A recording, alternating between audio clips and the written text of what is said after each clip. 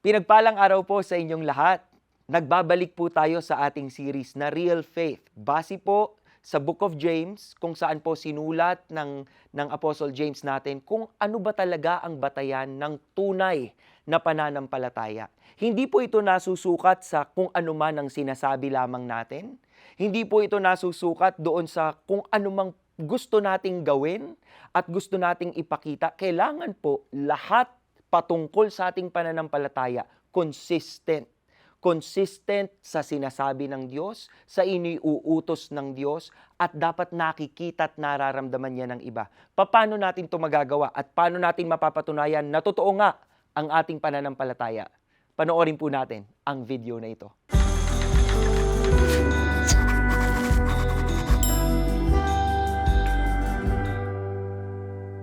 Life without Christ is like walking in total darkness. It was meaningless and without purpose. My name is Jonathan Du, and for the most part of my life, I have had no direction in life, and I was in bondage to sin. It was in high school when I first tried smoking shabu. Eventually, I became a drug addict. I was addicted to shabu, marijuana, and alcohol, and my life was a mess. I underwent rehab twice but still didn't change. As a matter of fact, I grew worse.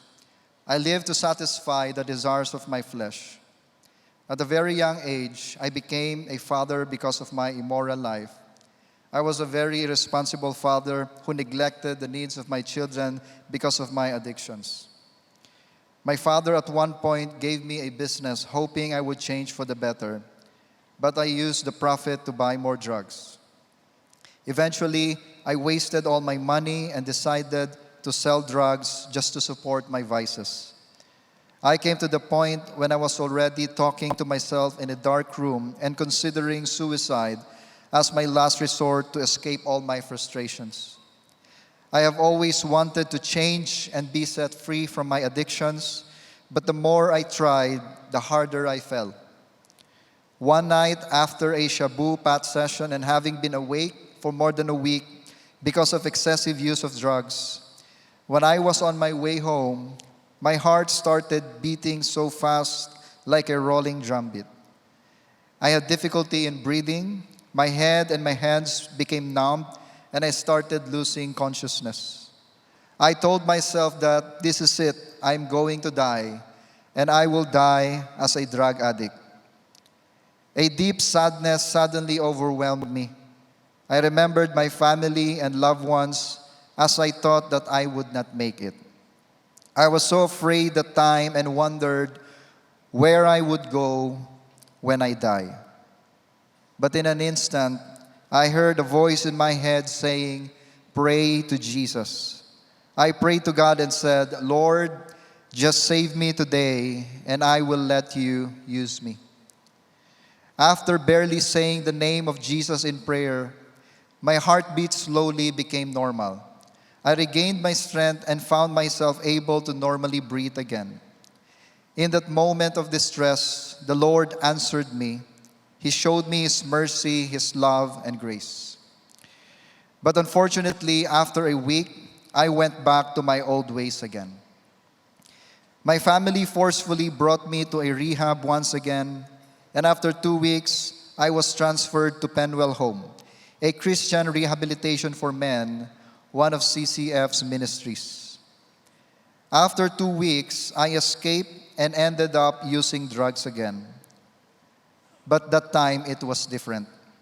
I didn't enjoy the effects of drugs, and I feel convicted that what I was doing was wrong. I was bothered that I might not be able to experience change if I would not seek help. For some reason, I wanted to be back in Penwell. For the very first time, I admitted that I am a drug addict, that I could not change myself on my own. Penwell accepted me again, and from then on, I started reading the Bible. His words pierced my heart. God made me realize that I am a sinner who needs God's grace and forgiveness to save me from my sins. June 2011, I repented from my sins and received Jesus Christ as my Lord and Savior. Praise God.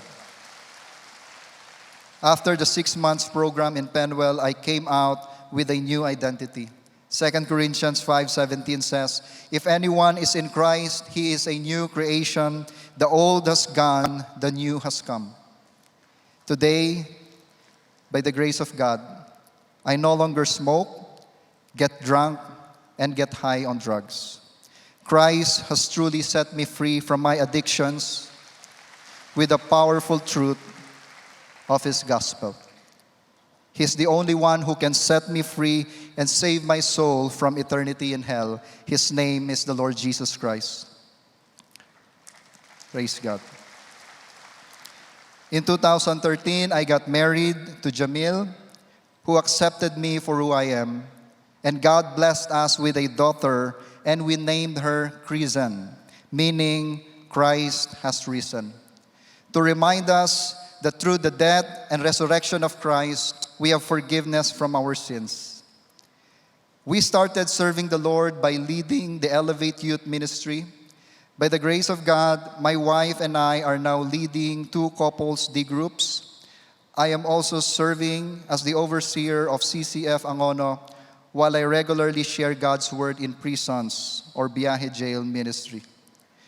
My life now is meaningful, purposeful, and joyful no matter what happens because I have Christ in my life. Truly, salvation results in transformation. Salvation results to the glory of God.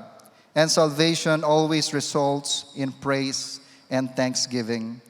I am Jonathan Du, a recipient of God's grace, a free man in Jesus Christ. To God be the glory.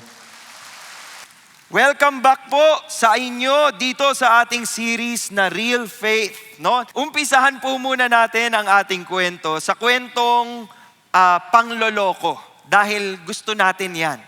Basta pag may nanloloko, gusto natin, mapapanoorin ko nga yan. Yun po yung mga favorite shows natin. Pero ito, papakilala ko po sa inyo, si Wolfgang Beltracchi. Siya po ay isang art forger. Ano yung art forger? Gagaya siya ng mga painting, tapos ibebenta niya yung painting, sasabihin niya, painting to ni ganito, ni ganyan. Tapos may maniniwala. Ngayon, kung hindi ka magaling na painter, kahit sabihin mo, painting ni Picasso to, tapos mukhang aso lang, walang bibili niyan. Pero sa kanya po, dahil magaling siyang artist, kaya niyang kopyahin ng style. So alam niyo po ba mga naloko niya, mga art historians, mga auction houses, pati ho kapag dinaan sa pigment testing, pasado yung kanyang mga paintings. Ano po ang kanyang ginawa? Over $40 million. Nakapagbenta siya ng mga pekeng painting. Over $40 million. Hindi lang yan. Ito si Rudy Corniawan. Siguro makaka-relate kayo dito sa mga mahilig pong uminom ng wine. Sing tamis ng wine, sing tatag ng sunshine. O, di ba? O, naalala nyo agad. Ito, mahilig din siyang gumawa ng wine.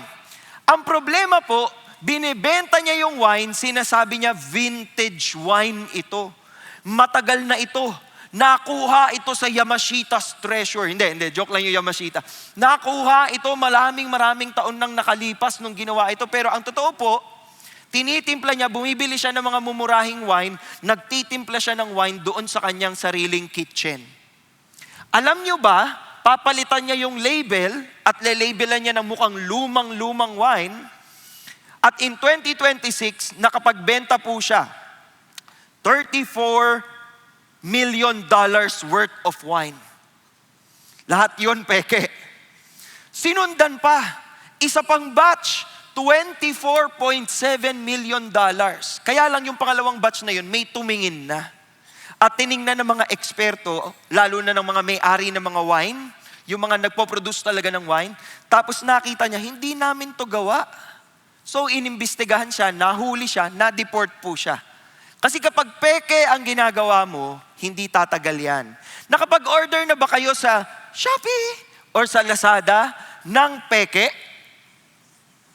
Na-hurt po ba kayo nung dumating na yung order ninyo? Lalong-lalo na po, nung panahon ng pandemya, maraming reklamo. Anong reklamo? Umorder kami ng sopa. Umorder kami ng kama. Binenta nila yung kama kasi papalit na. Alam mo naman mga tao mayayaman di ba? Binenta na yung lamesa, binenta na yung kama kasi may darating nag-price drop. Murang-mura lang. Pagdating ho sa kanilang bahay, pang dollhouse ang lamesa at kama. Totoo po yan. 2018 to around 2021, marami pong nagrereklamo, no? Na ganun ang nangyari sa kanila. Kaya importante pong tignan yung atin bang mga gamit original or fake. Ganon din po sa ating pananampalataya. Sinusubok po dapat ang ating faith kung ito ay totoo. Sabi ni Paul sa 2 Corinthians, test yourselves. Subukin ninyo ang inyong mga sarili kung talagang kayo ay nasa pananampalataya. If you are in the faith, examinin ninyo yung sarili ninyo. Hindi pa pwedeng sasabihin lamang, oo, naniniwala ako. Pero paano mo malalaman? Sabi ho dito, do you not recognize this about yourselves? That Jesus Christ is in you, kasama mo ng Panginoong Jesucristo, unless indeed you fail the test. So pwede palang bumagsak. Tingnan po ang katabi, bagsakin ba? Bagsakin ba? Sana hindi. Si Jesus din po, sinabi rin po niya ito sa Matthew chapter 7. Tingnan po ninyo. Sabi ni Jesus, so then you will know them by their fruits. Malalaman ninyo kung totoo yung kanilang pananampalataya kung makikita nyo sa bunga ng kanilang buhay. Ngayon, ano yung bungang yon? Bayabas, mangga, saging. Sabi niya dito, not everyone who says to me, Lord, Lord, will enter the kingdom of heaven. But he who does. Si Judas po talaga. Joke lang. He who does. Siyang gumagawa. Anong ginagawa? Yung will of my Father. Yung kagustuhan ni Lord, kung yun ang ginagawa mo, yun na, makakasiguro ka. You will, will of my Father who is in heaven will enter.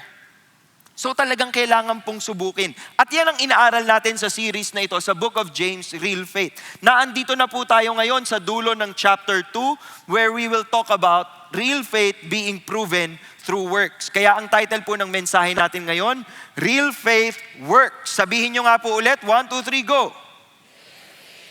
Okay, magdasal po tayo. Panginoong Diyos, iniaangat po namin sa inyo ang aming pag-uusap. Tulungan po ninyo kaming maintindihan ang inyong salita.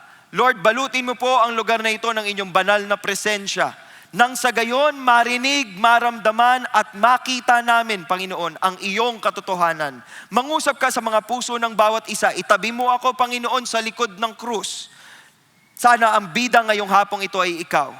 We glorify you, we worship you, and we dedicate this time to you. In Jesus' name we pray, and all God's people say, Amen and amen. May 3 po tayong punto ngayong hapong ito para malaman natin kung paano ba talaga gumagana ang tunay at totoong pananampalataya. Una po, ang real faith, it acts, not just talks. Yung iba po sa atin mahilig lang dadalang ng dada. Di ba? Hindi pwedeng puro salita lang, dapat nakikita rin. Yan po pag-uusapan natin. Surrenders, not just knows. Yung iba, alam nila, kilala nila si Jesus. Pero pag tinanong mo, kaya mo bang isuko itong kasalanan na to? Ay, hindi ko pa kaya. Baka hindi mo siya talaga kilala. Baka hindi mo talaga siya sinusunod, di ba? And then pangatlo po, obeys, not just believes. Pwedeng naniniwala ka pero hindi ka sumusunod. Pero hindi yun ang batayan. Ang batayan, dapat pag naniwala ka, magbabago rin yung iyong buhay. At susunod ka sa Kanya. So, yan pong pag-uusapan natin. Umpisa natin sa verse 14. James wrote, what use is it, my brethren, if someone says, eto na, may salita na. If someone says he has faith, but he has no works, can that faith save him? Ano pong sagot ninyo? Yung iba walang sagot. Mag-isip na po tayo ngayon. Panahon na para mag-isip at gumising. Okay? Ano daw ang gamit noon o ano daw ang saysay noon kung may isang taong magsasabi, may faith ako. I have faith in Jesus. Pero hindi mo nakikita sa gawa. Gagana ba daw yung faith na yon? Yun ang tanong. O yung iba ho sa inyo nagsasabi na ng no. Bakit kaya no ang sagot natin? Tingnan natin. Kapag may nagsabi sa inyong kaibigan na, kunyari, anak ako ng artista, anong sasabihin po ninyo? Good for you? Anong sasabihin ninyo? Magtatanong kayo, di ba? Sinong artista? Si ano, tas kunyari nag-imbento siya ng pangalan. Si Luz Biminda. Luz Biminda? Sino yon? Google mo, di ba? Hahanapin mo kung artista ba yun? Ganyan, tatanungin mo, bakit? Kasi gusto mo, pag may sinabi ang isang tao, papatunayan din niya na totoo yung sinasabi niya. Sa mga malapit na po mag-Valentine's.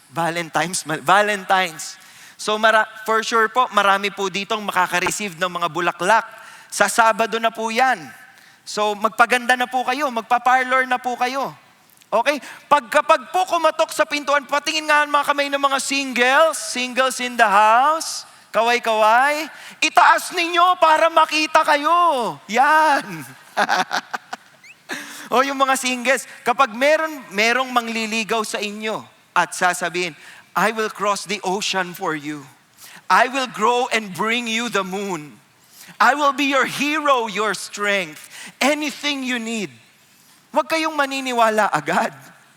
Sabihin nyo, sige, dalin mo muna dito. Di ba? Katunayan mo munang gagawin mo. Hindi pa pwedeng papakitang gilas ka lang sa mga salita. Kung ganun tayo katindi, maghanap ng pruweba, ganun din po sa pananampalataya. Hinahanapan din tayo ng proof. Hinahanapan din tayo ng ebidensya. Tingnan po ninyong halimbawa ni James. Sabi ni James dito, if a brother or sister is without clothing, okay?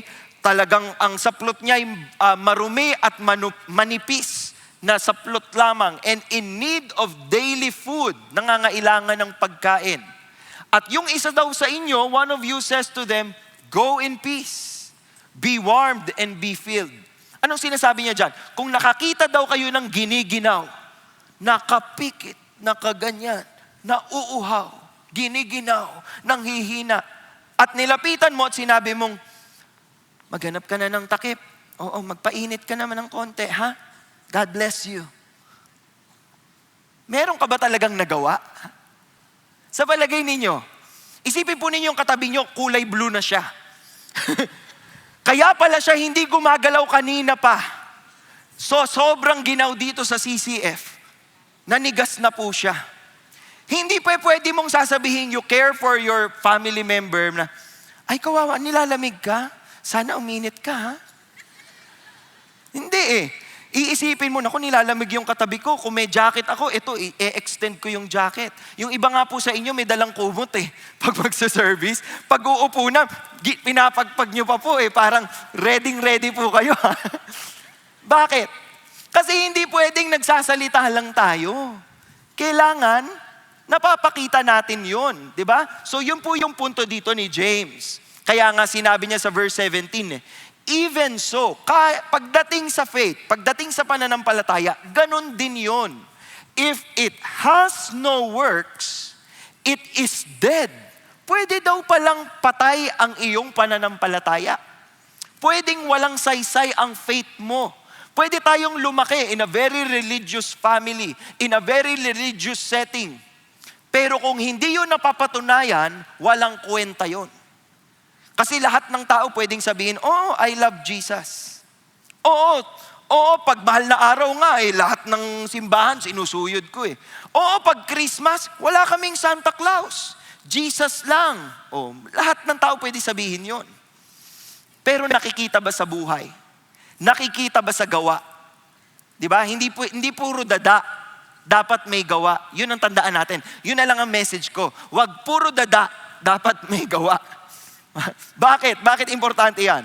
Sabi po ni Barclay, the one thing that James cannot stand is profession without practice. Nagsasalita ka pero hindi mo sinasabuhay. Problema po yun. Words without deeds. Meron ka ngang sinasabi pero hindi nakikita sa ginagawa mo. Tingnan po ninyo itong dalawang chart na ito. Sabi po ng Formula A, faith in Jesus leads.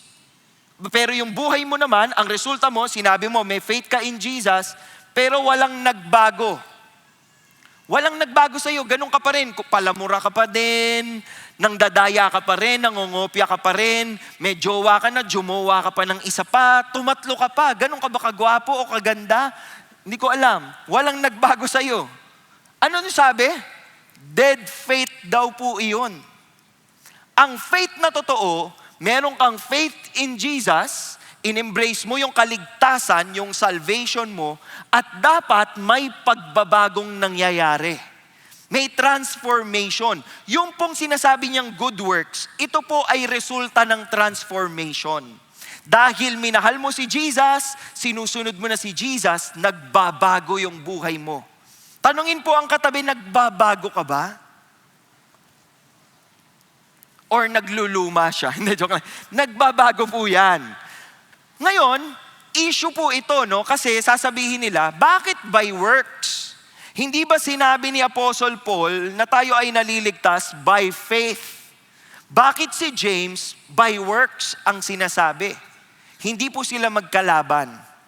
Hindi rin po sila magkaiba ng sinasabi. Magkaiba ho sila ng pinanggagalingan. Tingnan po ninyo ang table na ito. The emphasis of Paul and James. Sabi po dito, si Paul po sa kanyang mga sulat, ang kanyang sinasabi o dinidescribe is how a person is saved. Paano ba naliligtas ang isang tao? Pero si James po, ang kanyang pinupunto, how saved people live. Paano ba dapat tayo mamuhay bilang mga nailigtas ng Panginoong Hesukristo? Si Paul po, magfo-focus on the root of salvation. Salvation is by grace through faith. Mamaya, didiscuss natin yan. Pero si James po, ang focus niya is on the fruit of salvation, yung bunga. Ngayon, kung sinabi mong tinanggap mo ang Panginoong Hesukristo bilang Diyos at tagapagligtas, dapat namumunga. Faith is shown to be real through works. Si Paul po was against legalism. Si James po is against empty profession. Yung mga nagsasabi lang pero wala namang saysay. Yung mga nagtataas ng kamay at nagpe-praise and worship, pero paglabas ng simbahan, sanggano pa rin. Diba? Siga pa din. Wala pa ring amor sa iba. Yung po yung pinupunto niya. Si Paul, ang pinupunto niya, faith in Christ transforms. Mababago ka. If you put your faith in Jesus, you will change. Kay James po, ang sinasabi niya, kung peke ang faith na meron ka, it will bear no fruit. Kasi dead yung faith mo eh. Kaya tingnan po ninyo ito. Itong sinabi ni Apostle Paul sa Ephesians. By grace, grasya lamang ng Panginoon, biyaya ng Panginoon, awa ng Panginoon, you have been saved through what? Through faith. Inilagay mo yung pananampalataya mo kay Jesus Christ at grasya ng Panginoon yon. By faith that you trusted Jesus, nailigtas ka. And that not of yourselves. Hindi ito dahil sa inyo. It is the gift of God. Si God mismo ang nagbigay sa atin ng regalong yon. Not as a result of works, so that no one may boast. Ito napakahalaga ng verse 9. Lumaki po tayo sa bansa kung saan sinusukat ang kabaitan ng isang tao sa dami ng mabubuting ginagawa. In fact, meron po tayong paniniwala na kapag po tayo'y gumagawa ng mabuti, nababayaran natin yung ating mga kasalanan. Hindi po yun totoo. Dahil sinabi sa Biblia, hindi ito resulta ng inyong gawa. Hindi.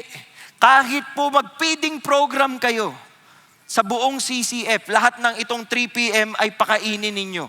Sa buffet. Grabe naman, ang yaman nyo naman. Ilibre nyo kaming lahat sa buffet. Di ba? Hindi lang sa Pilipinas. Sa ibang bansa nyo pa kami ililibre.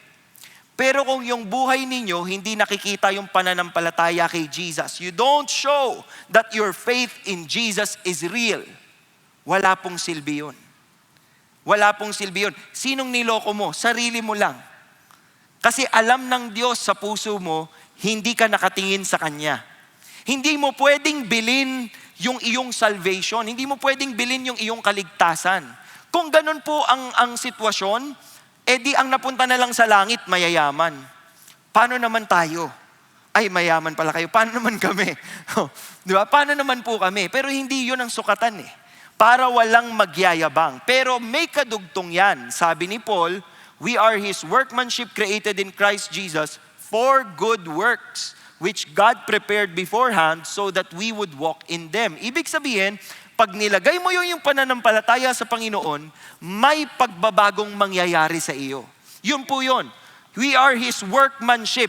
Binubuo niya tayo, inaayos niya tayo upang through Jesus Christ, in Jesus Christ, we can do good works. At mapapakita natin yung ating transformation. Mahalaga po itong maintindihan. Tingnan po ninyo, dito po sa simbahan natin, for example, lahat po ng ating ginagawa, pag may sakuna, tumatawag ho ng tulong, ang tulong tayo. Nauuna po si tulong tayo na pumunta sa mga lugar kung saan may sakuna. Nagtutulungan po ang ating simbahan para mag-contribute po ng mga relief goods. Kaya yung iba po sa inyo pupunta dito sa basement parking, yung basement parking po nagiging repacking station. At doon po tayo nagpapak para po merong dadaling tulong sa mga nasalanta. Bakit natin ginagawa yon? Dahil binago tayo ni Jesus Christ, kaya nating gumawa ng mabuti sa kapwa. Kasi mahal natin sila in the same way that God loves us. And we want to win them for Jesus, through Jesus. Ngayon po, sasabihin ng iba, okay, so ibig sabihin para mapatunayan ang aking pananampalataya, I need to act it out. Kailangan kong maging mabuti sa kapwa. Oo, kasi hindi mo pwedeng sabihin na meron kang faith kung hindi naman nakikita sa buhay mo.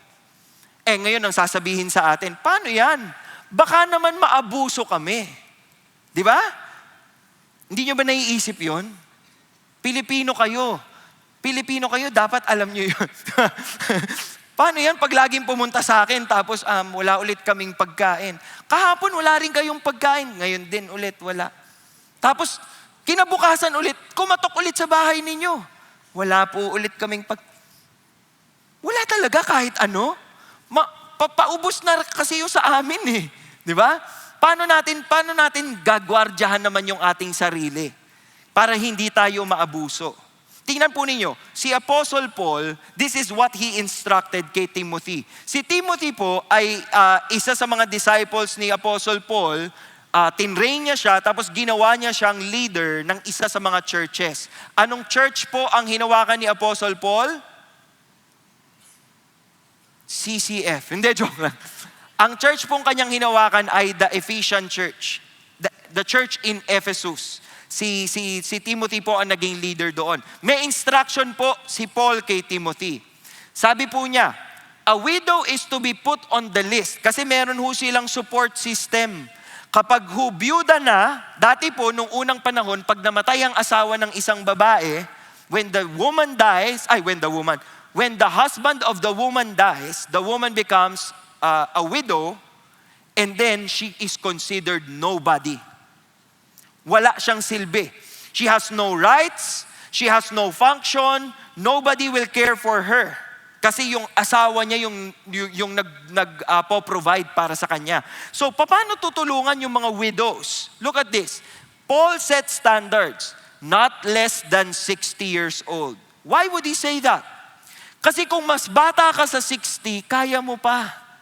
So patrabahuhin muna natin sila. Not less than 60 years old. Having been the wife of one man. Ibig sabihin, may faithfulness, may loyalty. Having a reputation for good works. Mabuti, gumagawa ng mabuti. And if she has brought up children, if she has shown hospitality to strangers, ibig sabihin, you see in the life of this person, she lives out the faith. Diba? If she has assisted those in distress, if she has devoted herself to every good work, ito yung tutulungan. This is the standard, Paul is saying. Ibig sabihin po, yes, we will help, yes, we will give, we will act out, but we will also be wise. Kailangan nating tignan na para hindi siya maging abusado sa atin, kailangan pakita natin, you teach a person how to fish. Kasi kapag nagbibigay ka lang ng isda, babalik lang siya ng babalik sa'yo. Pero kung tuturuan mo siya kung anong pwede niyang gawin, di ba? Matututo siya ngayon tumayo sa kanyang mga sariling paa. Yun po yung punto ni Apostle Paul. In another church, Paul also wrote sa 2 Thessalonians, tingnan po ninyo ito, magigising kayo dito. Even when we were with you, we used to give you this order. If anyone is not willing to work, he is not to eat either. Alam niyo yung ibig sabihin yan? Pag ayaw magtrabaho, walang kakainin. Bawal kumain. Naranasan niyo ba yan nung bata kayo? Ay, wow, you don't experience it? Because you're social? Ito po, totoo yan. Di ba sa mga simpleng pamumuhay, pag hindi kayo nagkayod, wala tayong kakainin. We will not be able to eat anything. Sabi niya, we hear that some among you are leading an undisciplined life. So hindi lang para tutulungan lang natin, kawawa naman tutulungan. Kailangan mo ring maging disiplinado para umasenso. Doing no work at all but acting like busybodies. Alam niyo po ba yung busybodies? Yung busybodies po kunyari sa bahay, naglilinis pa ba kayo ng bahay? Yung mga natin, mga younger people natin, naghuhugas kayo ng pinggan, nagwawalis kayo. Yung busybodies po, gigising sa umaga, tatayo, tapos parang, pero naglalakad lang siya. Wala na siyang ginawa. Sana kinabitan na lang niya yung paa niya ng bunot. At least nakapagbunot siya. Alam niyo ba yung bunot? Di ba? Pero yung iba ho, parang kumbaga ang dami nilang ginagawa, pero wala naman talaga. Kino-correct din po ni Apostle Paul yon. What is he saying here? Apostle Paul is saying, yes, we have to act our faith out. Not just in our kindness, but also in our excellence. Also in the way we live our lives. Kasi ibang pangalan na yung bit-bit natin.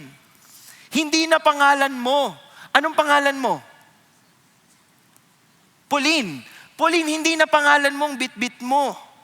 Bit-bit mo na si Jesus. Yun po yung konsepto. So ibig sabihin, ayusin natin yung buhay. Makita sa atin that we are submitted to Jesus. Kaya nga po, yung unang panahon, sikat na sikat ang mga Christians.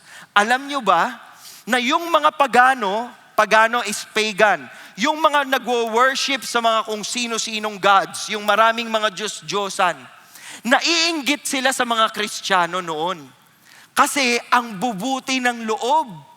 Kaya ho sinasabihan sila, oy para naman kumalat yung pagiging pagano natin, gayahin niyo yung mga Christian. Gayahin niyo yung mga Christian, mababait sila. Nag-aalaga sila ng kapwa, nag-aalaga sila ng may sakit. Gayahin niyo sila. Biruin mo yun. Gagayahin yung mga Kristiyano, yun po ang objective. And you can feel that in the church. Sayang po, kung hindi kayo part ng small group, hindi nyo mararamdaman yan. Ako po ay part ng isang small group. Ito po yung aming D-group na mag-asawa. Kaya magkakahalo na po dyan yung mga single, tsaka yung mga married. Yung mga married po namin ngayon, currently, nagfe-fellowship sila ngayon dito sa CCF. Ito po lahat ng disciples na meron kami. Yung disciples nila, yung disciple nila, ito po yan sila. Pag tinanong nyo ako kung may kwentong kabutihan sa D-group, marami po. Kapag may sakit, unang tumutulong, mga ka-D-group. Totoo po yan. Magpapadala ng sabaw, magpapadala ng kung anuman, tutulong ho talaga pag kailangan ho maglipat ng bahay. Okay? May pupunta, sasakay sa kotse, dadalin yung mga gamit, tulungan. Bakit? Kasi nakikita po sa ating pakikipagtulungan sa iba, sa ating pakikipagkapwa sa iba, nakikita na totoo yung pananampalataya natin. How many of you are part of a small group? Taas po kamay. Tayo nga po lahat ng mga part ng small group. So, D-group leader ka or di kaya naman ay D-group member ka, tayo ho kayo. Yan. Marami na hong part ng D-group ngayon dito sa 3 p.m. Dati po, konti lang. Ngayon, wag ho kayong manghusga. Okay, sana tumayo kayo, part talaga kayo ng D-group. Yung mga katabi po ninyong nakaupo pa, manggaling na po sa inyo ang imbitasyon. baka pwede nyo naman silang isali sa inyong D-group. So tingnan po ninyo, baka may pasok po sa inyong schedule, baka may pasok sa inyong profile para maramdaman nila na, ganito pala sa CCF, napakalaki ng church, pero magkakakilala sila kasi merong small group. Di ba? Parang hindi kayo masayang magtatanong sa mga nakaupo. Yung mga nakatayo, ngumiti kayo para maniwala sila sa inyo. Pwede ba yon? Okay, makakaupo na po kayo. Yan. Punta na ho tayo sa pangalawang punto natin. Ang pangalawang punto natin, surrenders, not just knows. Itong salitang surrender, nakakatawa ito. Kasi kapag sinabi mong surrender, parang talo. Parang lugi. Di ba? Pag sinabi mong sumuko ka, sumuko na kayo. Pag sumuko ka, talo ka. Di ba? Pero sa Christianity po, hindi ganun. Ang nakasuko sa Diyos, siya ang laging panalo. Panalo ba kayo kay Lord? Yan, ganyan dapat, church. So kung titignan po ninyo, ang sabi natin, surrenders, not just knows. Iba ho yung may alam at saka yung nakasuko talaga sa Panginoon. Dapat tanungin po ninyo yung sarili ninyo, ako ba lagi akong nakasuko kay Lord? Or naandito lang ang relasyon namin ng Panginoon, nasa isip lang, nasa utak lang? Tingnan mo niyo yung sinabi ni James. Someone may well say, you have faith and I have works. Show me your faith without the works and I will show you my faith by my works. Ibig sabihin po niya, napapatunayan yung pananampalataya natin by how we live. Yung works po, it encapsulates the entirety of your life. Sa buhay mo ba, paggising mo sa umaga, paglabas mo ng bahay, pagpunta mo ng opisina or school, pag-uwi mo ng bahay, pag nanood ka na ng Batang Quiapo o kung ano mang pinapanood mo, di ba? At bago ka matulog, nakita ba sa buhay mo na meron kang Diyos? Kasi kung hindi kita sa buhay mo, baka wala kang Diyos. Bakit hindi halata? Tingnan nyo, sinubok tayo ni James. Sabi ni James, you believe that God is one. You do well. Okay yan. The demons also believe and shudder. Anong sinasabi ni James? Pag tinanong mo ang tao, naniniwala ka ba sa Diyos? At sumagot siya sa iyong oo. Wala siyang pinagkaiba sa mga demonyo din. Kasi yung mga demonyo din, naniniwala din sila sa Diyos. Naniniwala sila. Kaya nga, tingnan nyo, the demons also believe, nangangatog pa nga. If you open your Bibles to Mark chapter 5 verse 7, yung tao pong nasaniban ni Legion, ibig sabihin, grupo sila ng mga demonyo. Nung nakita nila si Jesus Christ, anong sabi nila? What business do we have of each other? Jesus, Son of the Most High God. I implore you by God. Gumagamit pa ng God. I implore you by God. Do not torment me. Kilala nila si Jesus. Yung mga demonyong ito naniniwala't nangangatog pa, may takot pa sa Diyos. Pero hindi sapat eh. Sabi niya, are you willing to recognize, you foolish fellow, that faith without works is useless? Kasi po, madali lang sabihing naniniwala tayo. Diba? Kunyari po, kayo ay ilalagay sa mataas na building. Tapos sabihin po sa inyong, naniniwala ka bang makakalipad ka? Anong sasabihin ninyo? Depende, no? Depende. Kung naniwala kayo, sabihin niyo, yes, I believe. Okay, talon. Di ba? Hindi po pwedeng naniwala ka lang. Pero hindi rin po ibig sabihin na ang gawa nagliligtas sa iyo. Mali po ang mindset na yon. Na yung mga ginagawa natin, yung mga bagay na itinutulong natin sa iba, itong nakakapagligtas sa atin. Hindi yon ang paraan. These are all resulta ng ating pananampalataya kay Kristo.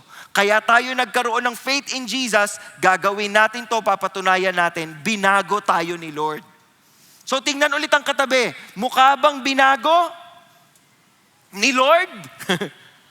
Amen. Yung iba hindi maka-amen. Dapat po, tayo ay binago ni Lord.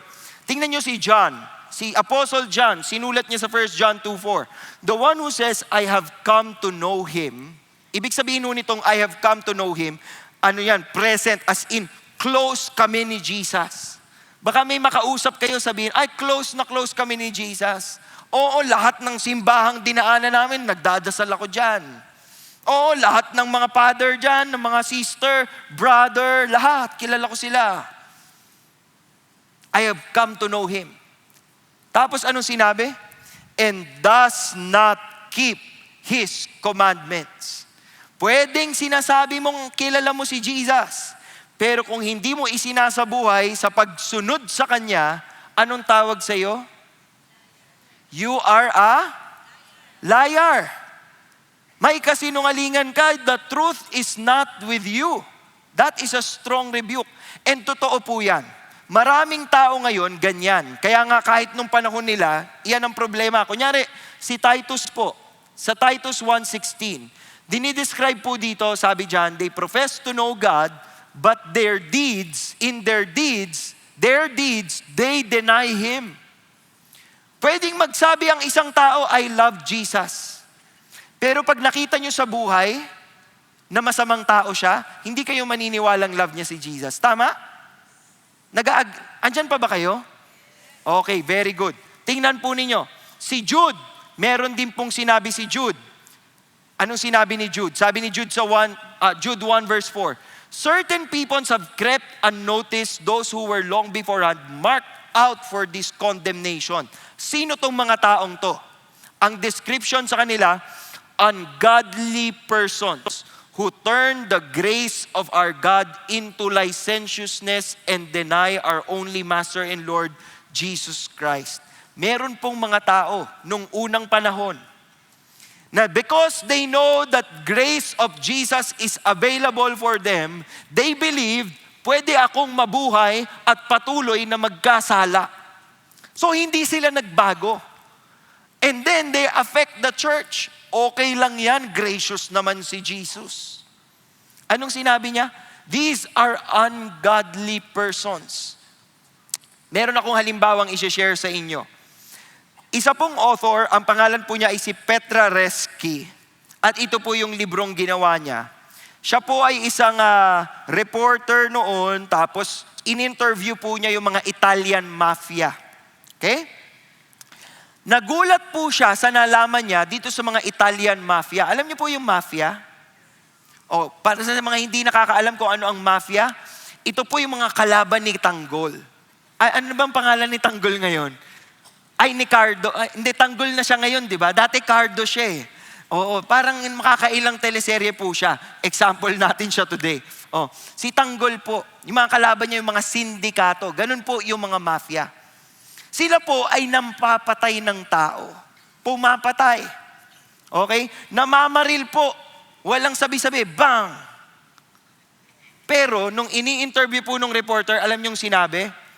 Meron pong isa sa kanila, sabi niya, si Mafioso Marcello Fava. Okay? Bago daw siya pumatay, magsa-sign of the cross muna siya. Opo. Magdadasal muna siya. Magdadasal pa. Sasabihin pa, ingatan niyo po ako, Lord. Pero syempre, Italian. Tinagalog ko na. Hindi ako marunong mag-Italian eh. Magdadasal, God, stand by me. Make sure nothing happens to me. Bang! Ganon ang ginagawa. Itong isang to, ito ang bida natin for today. Sabi ko sa inyo eh, talagang mababanggit ko si Cardo na naman eh. Kasi ang pangalan po niya ay Bernardo Provenciano. Yan. Diyan talaga galing. Natama na. Ito po si Bernardo Provenciano. Okay? Isa po siya sa mga leader nung mafia. Nung naaresto po siya, alam niyo anong nakuha sa kanya? Hindi bomba. Nakuha po sa kanya 5 Bibles. 5 ang Bible niya. Kayo ilan Bible niyo? Isa lang. Siya 5. Pero pumapatay siya ng tao. Hindi lang yon. Sa bahay nila, meron pong, bibilangin ko lang meron pong 91 statues. Isipin nyo kung gaano kalaki ang bahay niya na meron siyang rebulto ng 91 na mga Diyos. At yung 73 po doon sa 91 na yon ay estatwa ni Jesus Christ. At bawat isa po doon ay nilalapitan niya at sinasabihan niya bago siya pumatay ng tao, Jesus, I trust in you. Tapos kukunin niya yung baril, tapos bang, bang, bang, mapapatay na siya. Ngayon yung sabihin sa akin, ngayon yung sabihin na yung ating pagdadasal na ganyan, yung ating pagbibili ng mga ganyang estatwa, na itong mga bagay na to ay totoo. Kasi kung hindi ka nakasuko, if you are not surrendered to Jesus and your life has not changed, then all those things are fake. Nagpapanggap ka lamang. Ayaw nating masabihan tayong peke ang pananampalataya natin. At wala hong ibang pwedeng manghusga sa inyo. Si God po ang judge natin. Sa palagay po ninyo, sa araw na ito, kung haharap kayo sa Kanya, kunyari katapusan nyo na po. Buti pa kayo natapos na, si Tanggol hindi pa tapos. Kunyari kayo matatapos na. Ito na ang last day nyo. Pag humarap kayo kay Jesus, mapapatunayan nyo po ba ang pananampalataya nyo sa Kanya? Kaya ba nating mapatunayan yon? Makikita ba natin yon sa ating buhay? The clue, the signal, is you are surrendered to Christ. Sabi po ni A.W. Tozer, a person fully surrendered to Christ will always make the right choice. That's how you know the person is truly surrendered. Hindi lang niya kilala si Jesus, nakasuko siya kay Jesus. Babahagian ko po kayo ng kwento ngayong hapong ito. Meron kaming disciples, buntis po sila. Nung minute namin sila, kinakausap namin sila, sabi ko, tinatanong namin kung ready na ba. Sino na dito na buntis? Taas kamay ng mga may experience na po mabuntis. Mga experience na pong manganak. Mga may experience ng manganak. Okay. Makaka-relate kayo dito. So, malaki na po yung tiyan niya. Nung kinakausap namin siya, sabi namin, is everything normal? Yes, walang problema. We're so excited. Talagang surrendered sila kay God. At peace sila, excited sila. Pumunta ho sila ng ospital. May mga nagkaroon po ng mga konting pagkakamali. Kinailangan po silang i-CS. At nung sinies po sila, doon nakita po na merong pong mga naging problema doon sa bata. At ang hirap po yung kapag nanganak ka, hindi mo makakatabi yung baby kasi ilalagay siya sa NICU, yung ICU na pang baby. Ramdam niyo po yung kahirapan na yun, yung iniri mo na nga, inoperahan ka na nga, tapos alam mo yun, hindi mo siya kasama ngayon, tapos hindi mo alam kung okay siya o hindi. Nung pinuntahan po namin sila sa ospital, a lot of tears were shed. Nag-iiyakan po kami, yung lalaki po, yung asawa, umiiyak din siya, yung nanay, umiiyak din po siya. Pero sa mga iyak at luha nila, wala pong sinasabi na galit sila sa Panginoon. Wala pong sinasabi na pagtatanong or di kaya naman sama ng loob sa Diyos. Ang meron lamang sila ay yung faith na meron sila the week before. And they were saying, our faith is in Jesus. So we surrender to Him. Whatever happens, we want Him to be glorified.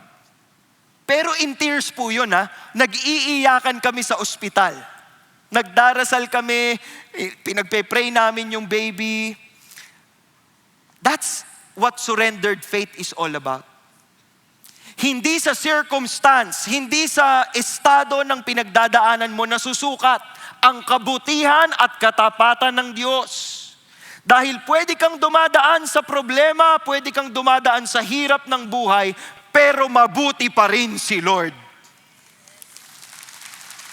Buhay pa rin ang Panginoon. At tapat pa rin ang Panginoon. It's in times like that when you can raise your hand and say, Lord, all that I have is yours. So I worship you. Because you deserve to be praised. Naranasan niyo na po bang mag-worship kay God sa gitna po ng problema? Yun po yung pinakamasarap na time Kasi ang sarap pong mag-worship kung ang dami nyong pera. Hindi magkasya sa bulsa nyo, ganyang kakapal na yung pera nyo. Di ba? Hindi ko alam kung may bago kayong kotse. Wow, very good. Pero mas mahirap mag-worship kapag marami kang problema. Pero oras na tinaas mo yung iyong kamay at sinabi mo, Lord, sa gitna ng lahat ng problemang ito, Diyos ka pa rin at pupurihin pa rin kita. Yan ang totoong surrendered. Yan ang totoong I love you, Lord. Hindi lang sa salita, nakikita mo sa pagsuko. At eventually, dapat nakikita rin sa pagsunod. Hindi lamang naniniwala, pero dapat sumusunod. Sumusunod. Sa galang. Dapat sumusunod din kayo kay Lord. Sabi ni Oswald Chambers, the best test of a spiritual life is not its ecstasies. Hindi yung ecstasy. yung ecstasies, ibig sabihin yung maligayang mga moments in life. Hindi doon nasusukat ang spiritual life. Saan siya nasusukat? Doon sa obedience. Lalo na pag may pinagawa sa iyong mahirap si Lord. Sinabi ni Lord sa iyo, anak, breakan mo na yan. Hindi ka niya mahal. Anong ginawa mo? Lumipat ka pa ng church. Bad trip yung pastor dyan, pinagbe-break kami. Di ba? Kung sinasabi ni Lord, pinipreach dito, huwag kayong magnanakaw. Kahit papel sa opisina, hindi pang assignment ng anak mo yan. Di ba? Ano sasabihin mo sa puso mo? Grabe naman to. Ayoko na dito sa church na to. Hindi na nagpakita. Pag sinabi ni Lord, isuko mo itong bagay na to. Hindi to nakakabuti sa iyo. Susunod ka ba? Susunod. Dapat ganun. Di ba? Magagalit sa inyo si Tito Boy. Oo. Dapat susunod ka. Pag sinabihan ka ni Lord, anak, isuko mo to. Hindi mabuti to para sa iyo. Isuko mo. Bakit? Bakit mo isusuko? Yung iba sa atin, sinasabi, Lord, tawad naman dyan. Mabait namang tao ito. Baka naman maging Christian. Di ba? Pinipilit mo pang sumama. Baka kasama mo ngayon, huwag ka magpapahalata. Pinipilit mo pang sumama sa church. Halika. Dito ka. Hindi ka tatamaan. Akong bahala sa'yo. O ngayon, duguan na siya. Galit na siya sa'yo ngayon. Sasabihin niya, niloko mo lang ako. Pero pag kinato kayo ni Lord at may pinagawa si Lord sa inyo, sumunod tayo. I can say this because I've been with CCF for a long time already. It was in CCF St. Francis Square when God rebuked me, kasama ko yung aking dating jowa, nagtataas pa kami ng kamay, mga praise and worship, ganyan pa. Nangusap ang Diyos sa puso ko, sabi, anak, mag-break kayo. Dahil hindi kayo pure, mali ang inyong ginagawa. At sinabi ko sa iyo, dapat ang iyong magiging asawa ay believer, follower ko. Alam nyo, habang nakataas yung kamay kong ganun, lumuha ako. Tapos unti-unting bumaba yung kamay ko. Tapos hinawakan ko yung kamay niya. Binaba ko rin yung kamay niya. Dito ka lang. Pinagbe-break tayo ni Lord. Hindi ko sinabi. Yun ang mali ko. Hindi ko sinabi. Pinilit ko pa rin. Tinuloy ko pa rin. O, di ba? Nagkandaloko-loko ang buhay ko. Pag may sinabi si Lord sa inyo, gawa agad. Sunod agad. Kasi kung tunay ang pananampalataya natin sa Panginoon, wala tayong dapat ikatakot. Kung sumusunod tayo kay Lord, alam natin, pag sinunod natin siya, He has the best interest in mind. Alam niya kung anong pinakamakakabuti sa atin. Kaya kung sinasabi ni Lord, wag dyan, may kiliti ako dyan, wag dyan. Wag. Di ba? Pag sinabi ni Lord, tama na. Suko mo na. So, obedience. Paano natin malalaman ang obedience? 2 pong bagay ang naging halimbawa ni James sa pagtatapos ng James chapter 2. Ang una po ay si Abraham. Was not Abraham our father justified by works? Oh, ito na. Justified by works when he offered up Isaac his son on the altar. Yun ba talagang justification? Sabi niya, you see that faith was working with His works. Essential pong maintindihan ito mga kapatid. Tutok po kayo dito, huwag kayong bibitaw. Huwag kayong aalis. Huwag kayong aalis. Kaya aalis na sila. You see that faith was working with His works. Ibig sabihin, habang sumusunod siya, habang dinededicate niya yung kanyang araw-araw sa Diyos, unti-unting nagbabago yung puso niya. Parang tayo rin po yan. Dati palamura kayo. Ngayon, konting mura na lang. Next week, wala na yan. Ubus na. Di ba? Dati po lagi kayong galit. Tapos dumating yung time, minsan ka na lang galit.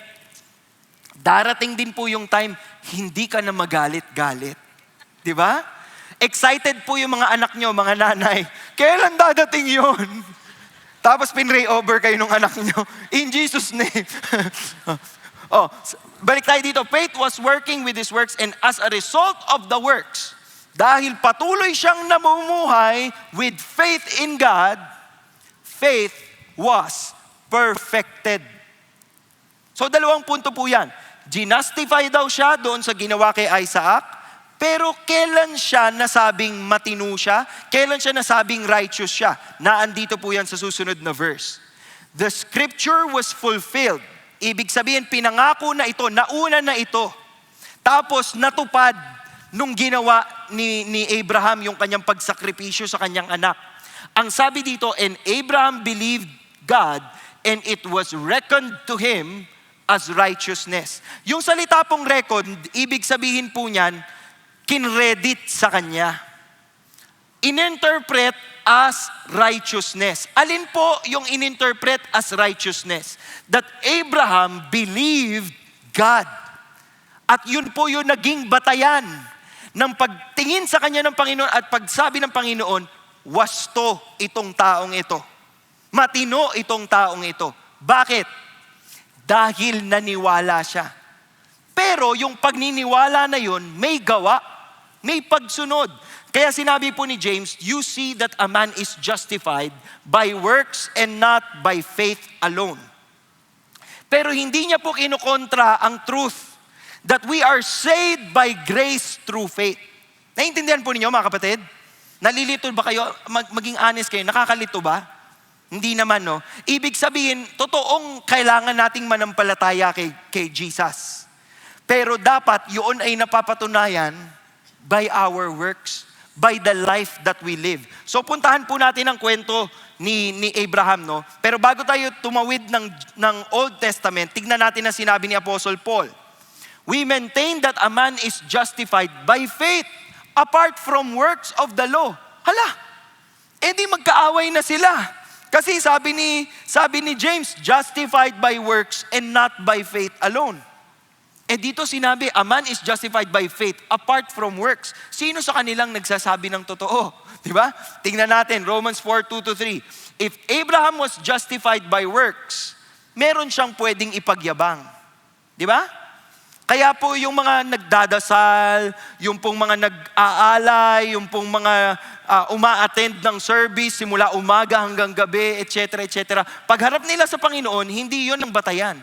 Hindi nila pwedeng sabihin, nag-pray ako dito sa church na ito, tsaka sa church na ito, tsaka sa church na ito, tsaka sa church na ito. Hindi yun ang hinahanap ko. Yun ang sasabihin ni Lord.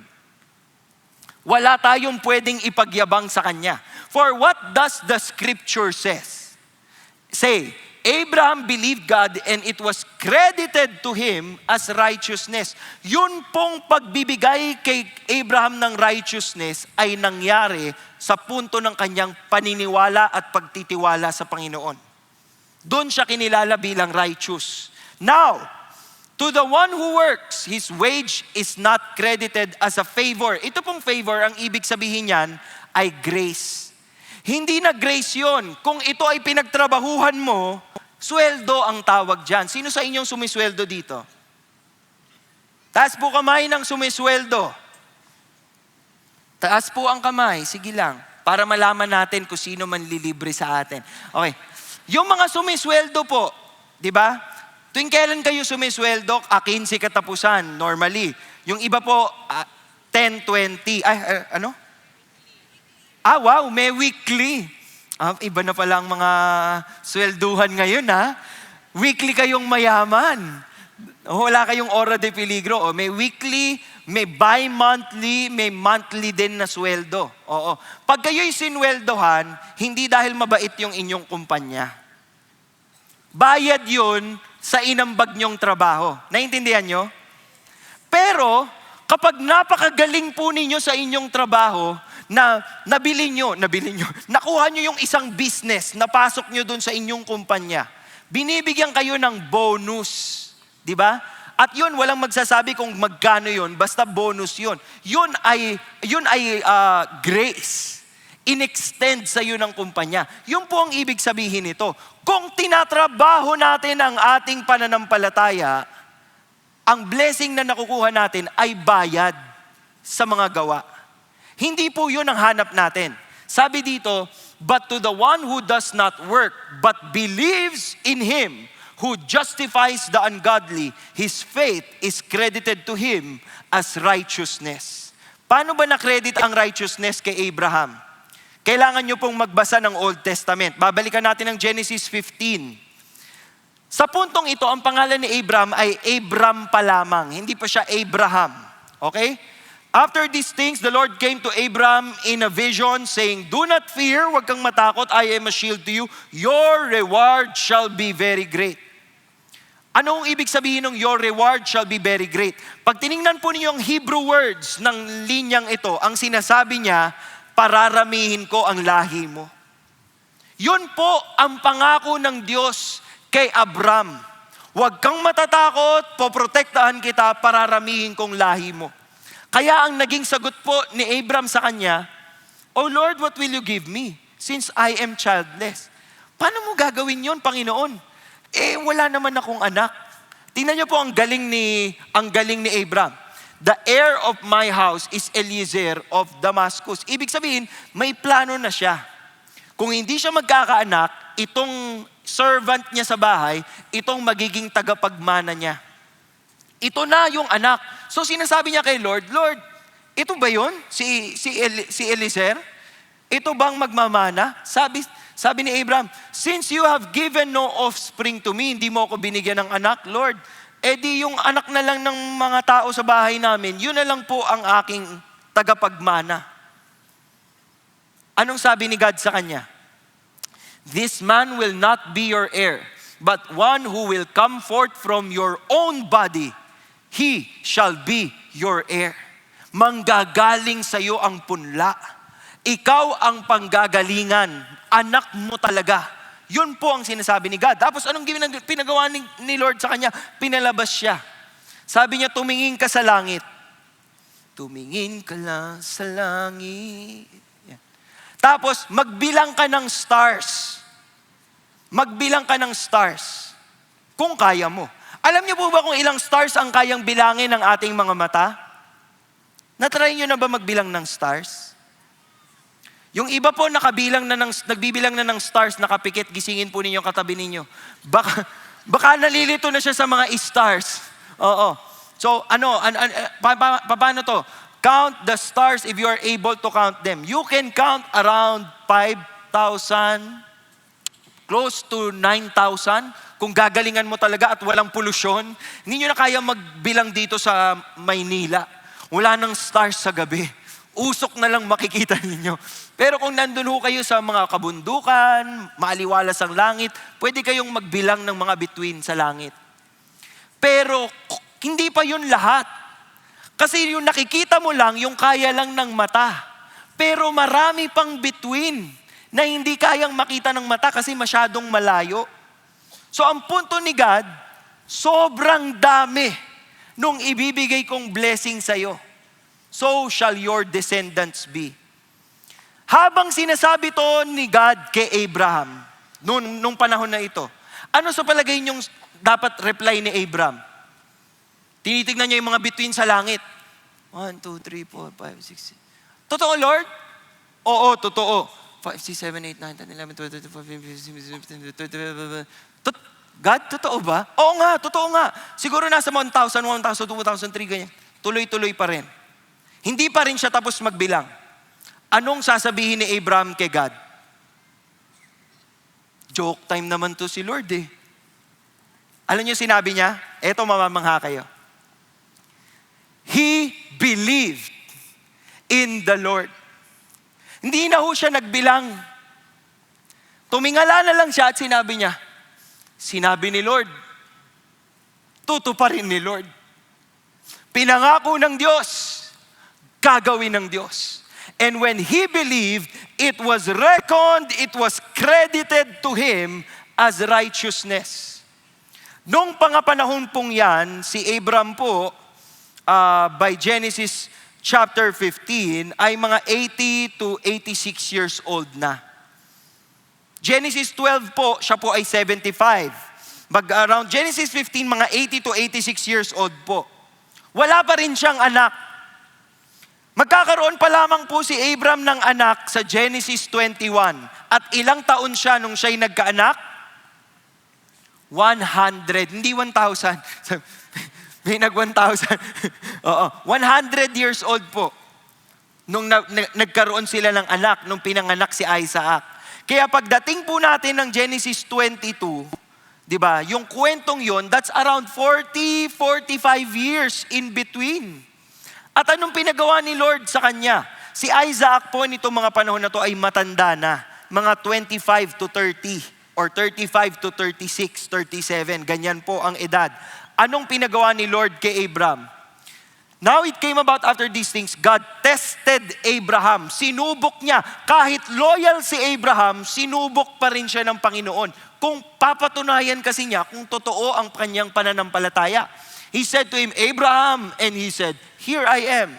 Here I am, the one that you love.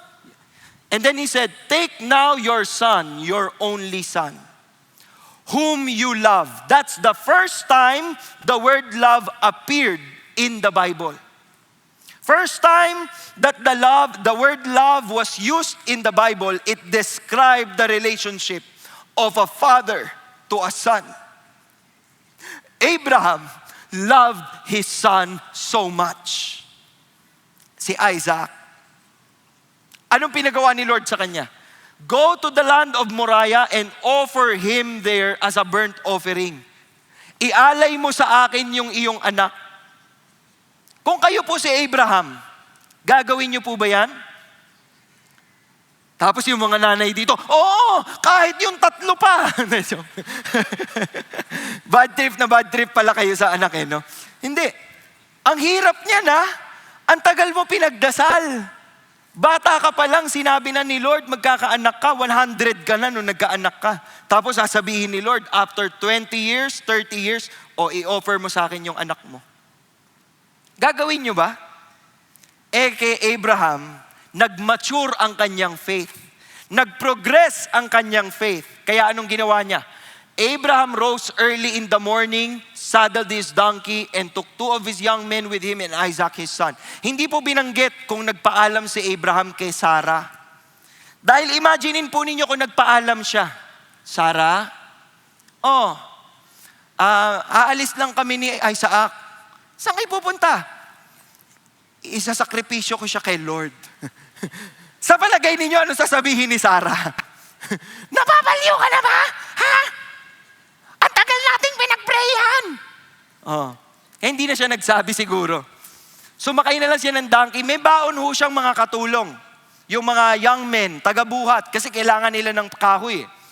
Abraham, eventually in verse 5, said to his young men, dito lang kayo, kasama nung donkey. Kami nung anak ko ang aakyat. So, iniwan ng donkey, iniwan ng mga alipin, kaya malaki na talaga si Isaac dito. Kasi paano nabuhat ni Abraham yun at 100 years old? Kailangan niya ng katulong. So si Isaac siguro nakibuhat na rin ng mga kahoy. Wala siyang kamalay-malay. Basta okay lang, sunod lang siya. Anong ginawa? Abraham took the wood of the burnt offering, laid it on Isaac his son. Pagkatapos, kinuha po yung took in his hand the fire and the knife. Tapos naglakad sila. Anak, halika na, akyat na tayo. Magsasacrifice tayo kay Lord. So si Isaac bubuhat yung mga kahoy, nagtataka siya. Parang kulang kami. Sabi niya, my father, My father, sabi niya, o bakit? Behold, the fire and the wood. Where is the lamb? Ready na ho tayong mag-sacrifice, oh. Andito na lahat. Nasaan po ang isa-sacrifice natin? Anong sagot ni Abraham kay Isaac? Sheneng, ikaw! hindi ko siya gumanon.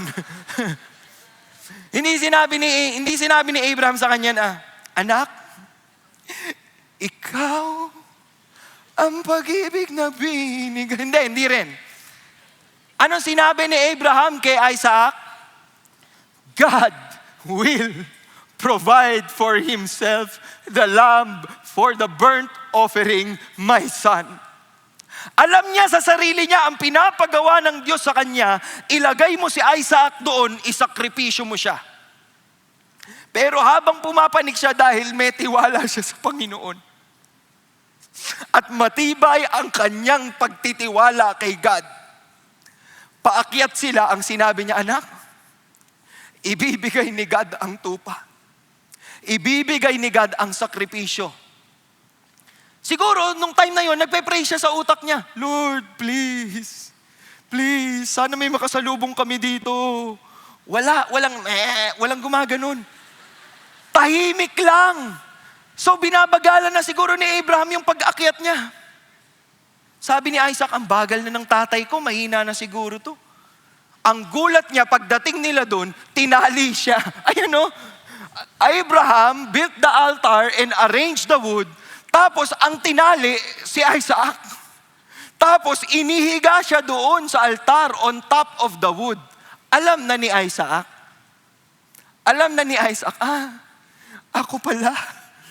ako palang sakripisyo mo. Bakit? Di ba? Sa New Testament po, dinescribe kung ano itong mga nangyari dito. At napakaganda ng description sa Hebrews. By faith, Abraham, when he was tested, offered up Isaac. And he who had received the promises was offering up his only begotten son. Ito ay katuparan ng pangako ng Diyos sa kanya. Pero sa kabila ng fact na yon, if God asks me to offer this, I will offer this to God. By faith. It was he to whom it was said, in Isaac your descendants shall be called. Anong ibig sabihin yan? Tingnan po ninyo ito. Sa utak ni Abraham, habang sinasakripisyo niya si Isaac, ang sabi niya, sabi ng Diyos, dadami ang lahi ko galing kay Isaac. So, ibig sabihin, kung isakripisyo ko siya dito, ibabalik siya ng Panginoon. Dahil hindi pwedeng hindi to pa rin ng Diyos ang pangako niya. Ganon kabuo ang pananampalataya ni Abraham sa Panginoon. Tingnan niyo po ang sinabi sa Hebrews 11:19. Kaya magugulat talaga kayo sa napakaganda talaga ng Bible eh. He considered that God is able, kaya niyang pabangunin ang mga taong namatay, from which he also received him back as a type. Ibig sabihin, nung isasakripisyo niya na si Isaac at nakataas na ang punyal, ano bang English ng punyal? Knife. Nakataas na ang knife at papatayin na niya si Isaac at susunugin na niya. Ang nasa utak ni Abraham, kung mamatay ang anak ko dito, ibabalik to ni Lord. Dahil nangako siya, I will put my faith in Him. Naka-ready po si Abraham na gawin ang pinapagawa ni Lord. Hindi ko sinabing isakripisyo niyo yung mga anak ninyo ngayong gabi. Oo po. Wala hong tinuturong ganyan dito sa CCF. Ang picture pong tinuturo sa atin sa buhay ni Abraham at ng kanyang anak na si Isaac ay ito. Na kanino ka nakatingin? Nakatingin ka ba sa pagpapala? O nakatingin ka sa nagbibigay ng pagpapala? Dahil doon masusubok mo ang tunay na katapatan at ang tunay na pananampalataya. Kaya nga ho sinabi sa Hebrews 11:6, without faith it is impossible to please Him, for he who comes to God must believe that He is and that He is a rewarder for those who seek Him. Hindi lang po si Abraham ang halimbawa. Malapit na ho tayo matapos. James 2:25, si Rahab po. Kilala niyo si Rahab? Diyan po galing si Jonathan. sa Rahab. Hindi, joke lang. Joke lang, Jonathan. Si Rahab po, Rahab yung pangalan niya. Rahab the harlot. Foreigner po ito. Hindi ito parte ng lahi ni Abraham. She was also justified by works. Paano? Ano ba nangyari? Tingnan mo ninyo nangyari Nung sumugod po ang mga spies, nagtago po ang mga spies sa Jericho at pumasok sila sa bahay ni Rahab, who is a harlot. At dun sila nagtago. Ngayon nagkaroon ng pag-uusap. Sila Joshua at saka si Rahab. Sabi po ni Rahab, I know that the Lord has given you the land. Alam ko, binigay na kami sa inyo ng Panginoon. The terror of you has fallen on us. All the inhabitants of the land have melted away before you. Kasi, bakit? Narinig namin what the Lord did when He dried up the water of the Red Sea before you when you came out of Egypt. Alam nila. Alam ni Rahab, iba ang Diyos ng mga taong ito. Totoo, buhay ang Diyos ng mga taong ito. And so what did she say? When we heard it, our hearts melted. No courage remained in any man any longer because of you. For the Lord your God, He is God in heaven above and on earth beneath. Naniwala siya agad. Kaya niya tinago sila Joshua. Ang Diyos niyo, totoong Diyos. Kaya itong pakiusap ko. Ano sinabi niya? Swear to me by the Lord, dahil mabait ako sa inyo, maging mabait din kayo sa amin at sa pamilya ko. Give me a pledge of truth. Spare my father and my mother and my brothers and my sisters. Dito po nanggaling yung nanay, tatay. Joke lang. With all who belong to them and deliver our lives from death. Iligtas nyo kami. Dahil naniniwala kami sa Diyos na meron kayo. And that's what happened. In Joshua 2:17 to 18, okay. Pagsugod namin dito, pag may nakita kaming cord of scarlet thread in the window through which you had let us down, dahil pinatakas niya sila, gather to yourself into the house, your father, your mother, your brother, and all your father's household. Lahat ng kamag-anak nyo, tipunin nyo sila dyan sa bahay. At yun nga po ang nangyari. Nung sumugod, nung nagiba ang pader ng Jericho, pagsugod nila, may bintana doon na merong pulang tali. At alam nilang lahat, ito yung bahay ni Rahab na naniwala sa Diyos natin. Niligtas po si Rahab at ang kanyang pamilya. Alam nyo ba, si Rahab ay naging parte ng Israel. In fact, kasama po si Rahab sa genealogy o lahi ni Jesus Christ. Yes, pag binasa nyo ang genealogy ni Jesus Christ, isa sa mga pangalang makikita nyo doon ay si Rahab. Si Rahab na nasa labas, si Rahab na tagalabas, si Rahab na hindi lahi ni Israel, pero na i-welcome sa pamilya ng Panginoon dahil siya'y nanampalataya. Nakikita po natin buhay ang pananampalataya niya. Kaya ang paalala ni James sa pagtatapos ng James chapter 2, just as the body without the spirit is dead, so also faith without works is dead. Ladies and gentlemen, brothers and sisters, this afternoon we are reminded, real faith works.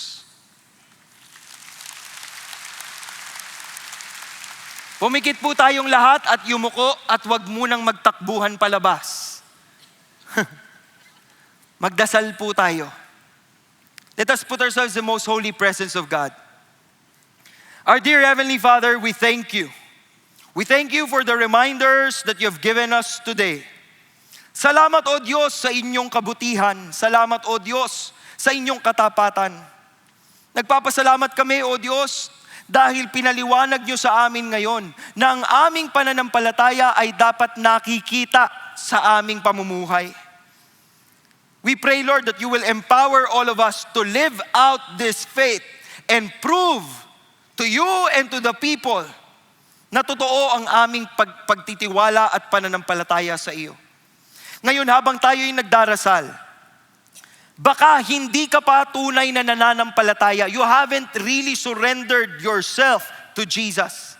I will give you an opportunity today.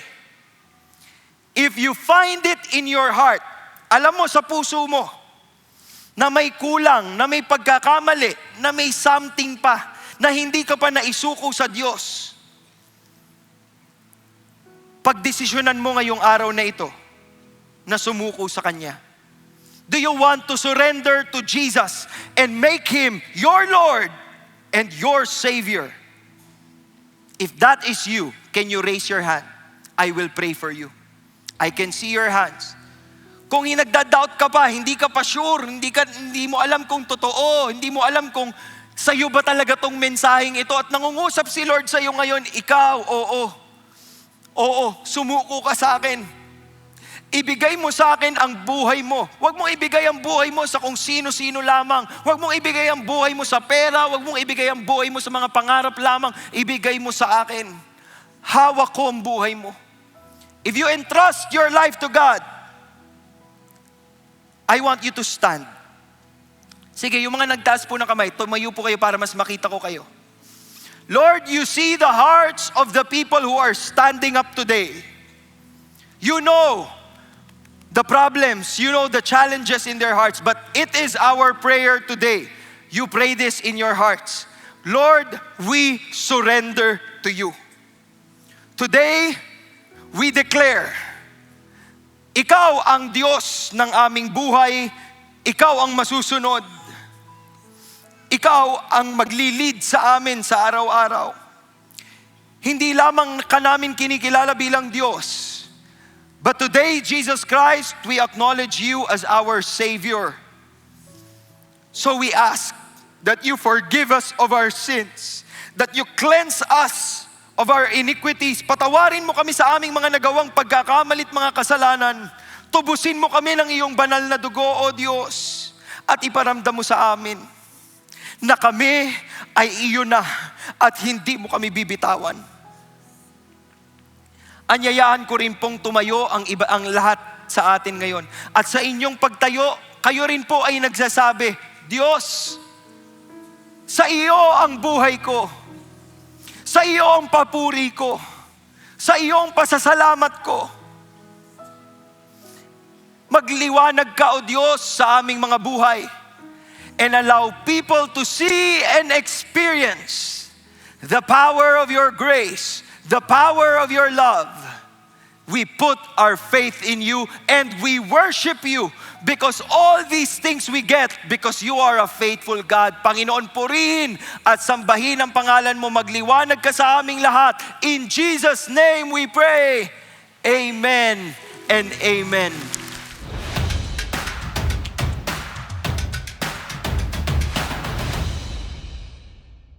Magandang araw, CCF family!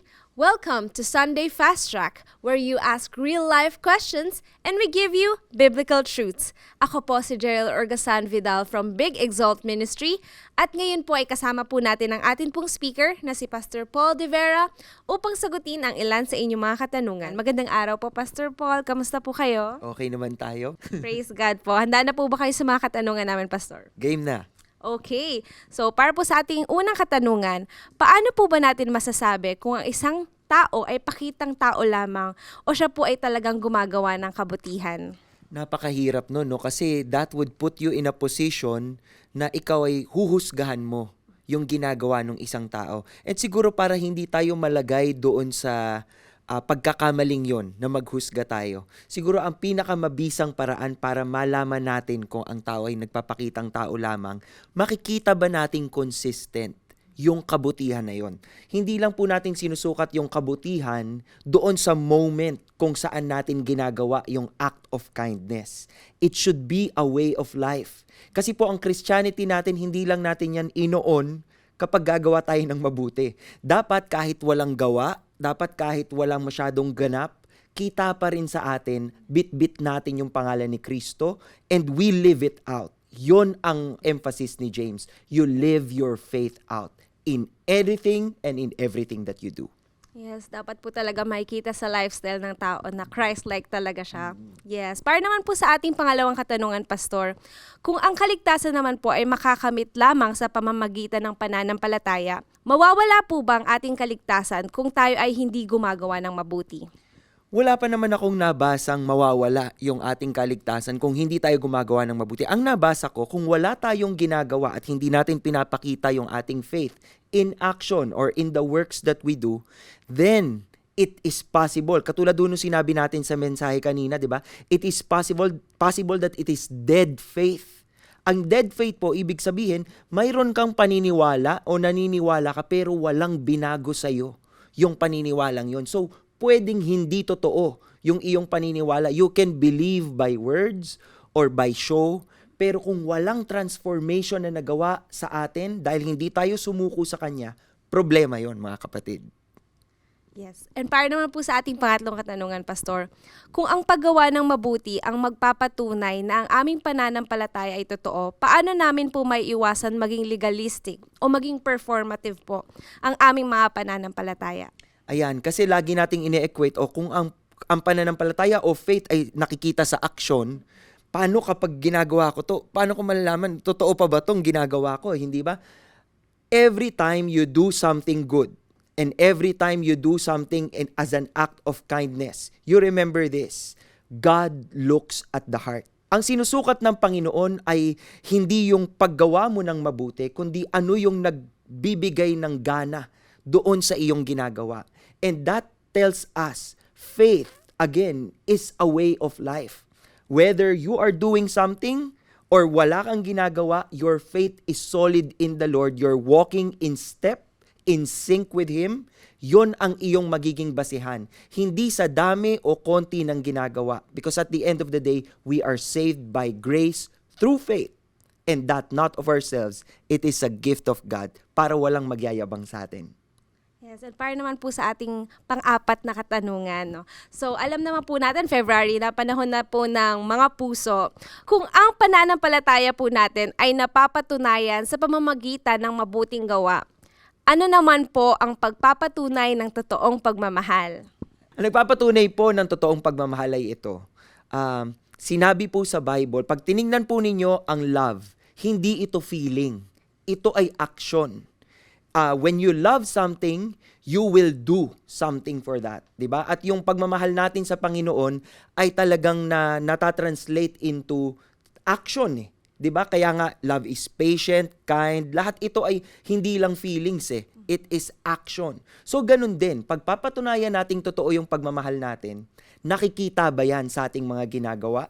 Nakikita at nararamdaman ba ng ibang tao pag sila'y nakikipag-usap or lumalapit sa atin, nararamdaman ba nila yung pagmamahal na yon? Dahil ang pagmamahal, mga kapatid, hindi lang nararamdaman, ipinapakita sa totoong buhay. At by the way, naalala ko lang, mayroon pong palabas na podcast ang ginawa ang CCF On Air tungkol sa totoong pag-ibig o real love.